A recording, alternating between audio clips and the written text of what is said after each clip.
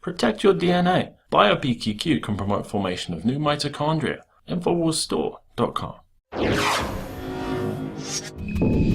Now, we've had a lot of news this last week about the aftermath of Libya. We see now that not only is it a weapons bazaar for ISIS and Al-Qaeda, but now they're having openly traded public slave markets, putting people up on pedestals and selling them as they used to do centuries ago. They have slave markets, private prisons all over Libya, the fruit of our regime change. And we look at this and we say, this is awful, and it is. But what is even more awful, I think, and we're going to take a look at what happened this week in terms of this United Airlines beating. I think it's really key that we understand where we are in terms of slavery. Remember, Harriet Tubman said she could have saved more people if they knew that they were slaves?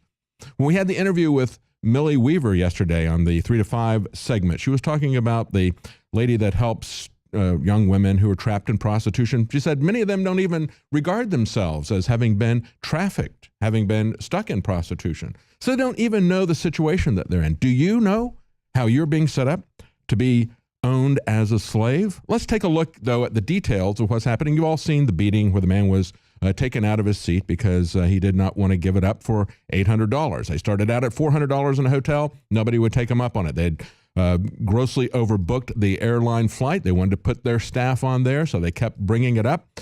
CNN points out this is how much the airlines will pay for you. They say by law, and this is interesting, by law, they do not have to pay more than 4 times the value of the ticket, and they limit it at $13.50. Well, United Airlines didn't get up to that point before they got physical, did they? But that's the law. See, that's where the force begins, is with the law. The law says, well, you can offer them this in kind of a market situation, but if that doesn't work, you can start beating them or you can call the police and we'll beat them for you.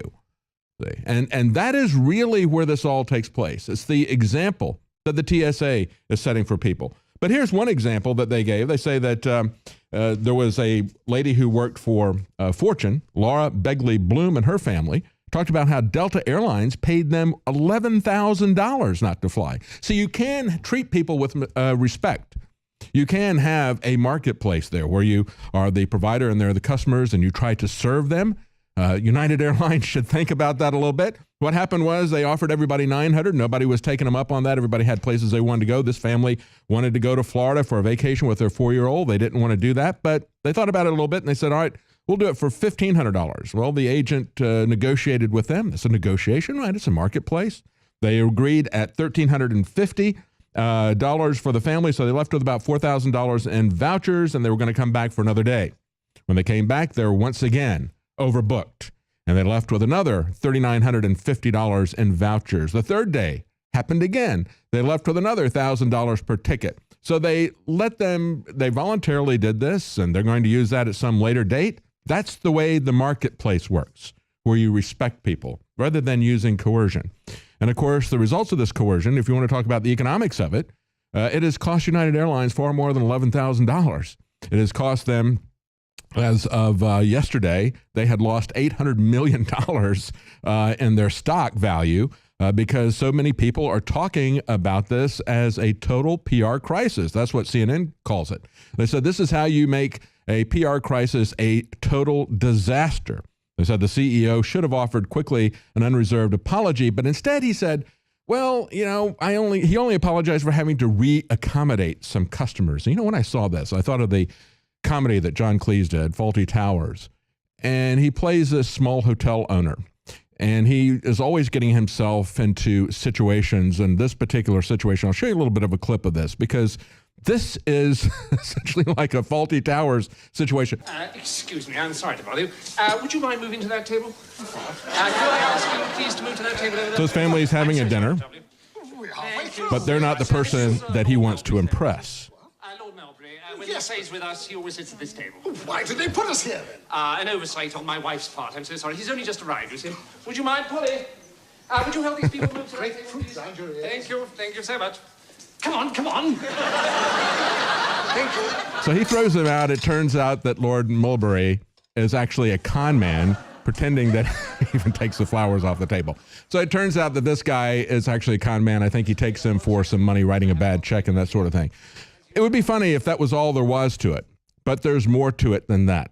Because now what has happened is it's not only a PR disaster, But they actually went out and they've got some people attacking the doctor now, attacking his background, engaging in defamation, in my opinion, ad hominem attacks, which are totally irrelevant.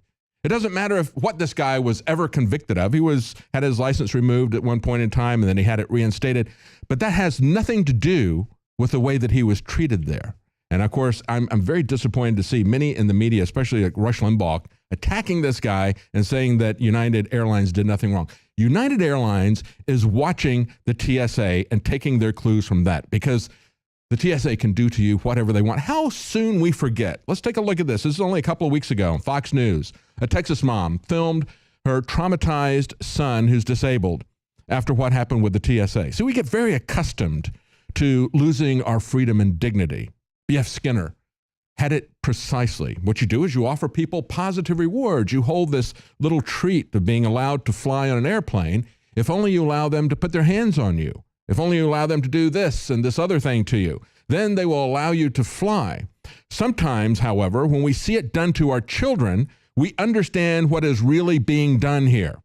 And we have to get past this. We have to demand that we get our freedom and dignity back. It's not just the TSA. There's a lot of other agencies. Look at this video here from WND. A cop slams a girl face first into the ground and says that it's standard arrest technique. And I agree with him. I think it's becoming standard arresting technique. It isn't whether or not this guy is a bad guy. It's whether or not they dragged him out of his seat because they didn't want to pay more money for it. It's not whether or not this girl deserves to be arrested. It's the excessive force that's used in that arrest. And we have to understand that it's not even that. We have so many different instances where we see excessive fines levied by bureaucracies like the EPA, the FAA, or we even have civil asset forfeiture where they take your money and they don't even charge you with the crime. Think about that.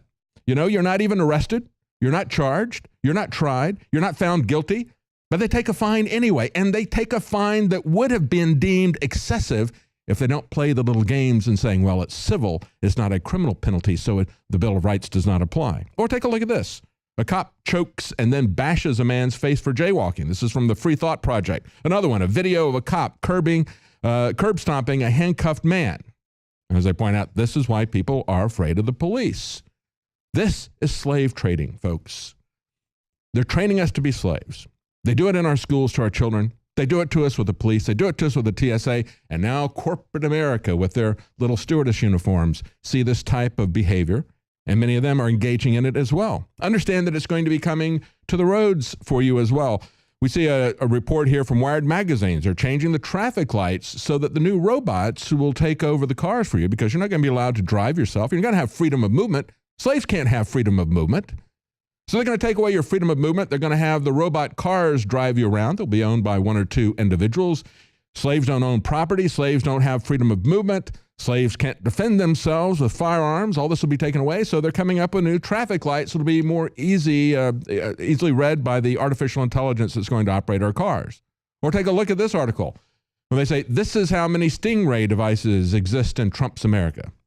This is not Donald Trump who created Stingray devices, folks. This has been going on for a long time. I'm glad that the left is finally complaining about it.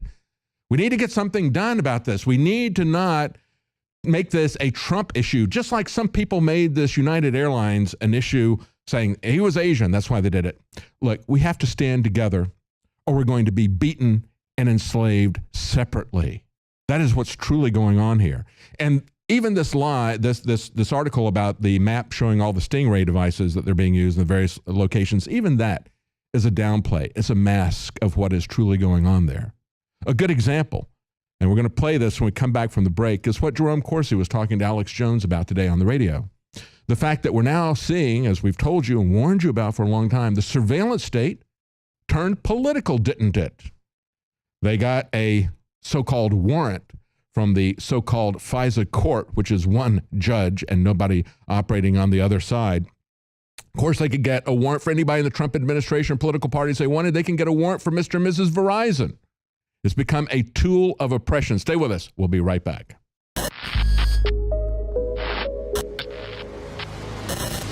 Alex Jones here with a very important news update to anybody out there that wants to be prepared.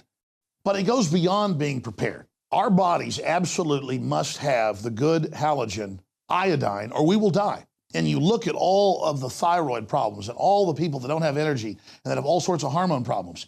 And from my research, and a lot of just mainline research, it leads back to iodine over and over and over again. It's as important as vitamin C. If you don't get iodine, you die. But most people are just deficient, so they're low energy, they're sick. You got to have iodine in your body so that your body can produce the hormones you need. It is the base to so many things. And since I got into iodine 4 years ago, we've helped change the entire paradigm by developing and bringing to the public deep earth crystals from 7,000 to 12,000 feet of the purest iodine available. Other iodine comes from the ocean or from other byproducts of chemical facilities and is tainted. It's bound. It's not absorbable. I tried it.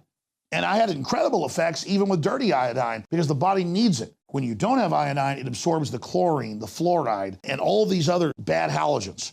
Do yourself and your family a favor and check out the importance of iodine for yourself. I think you're going to be blown away. And whatever you do, support the broadcast and get a bottle of Survival Shield Nascent Iodine X2. Also consult your physician because if you've been deficient in it or have other issues, it can have some dramatic effects. As for me and most folks I talk to, it's been a game changer in the positive column, but still consult your physician because iodine is no joke. It's a key building block of the body. And if you haven't had it for a long time and suddenly have it, some folks say they've experienced things like a detoxing effect and things like that. You've got to have vitamin C. You've got to have iodine to live. You got to have water to live. Iodine is key. You must have it, but consult your physician first before you get powerful Survival Shield Nascent Iodine X2 at InfoWarsLife.com or call toll free. We can answer your questions, 888-253-3139.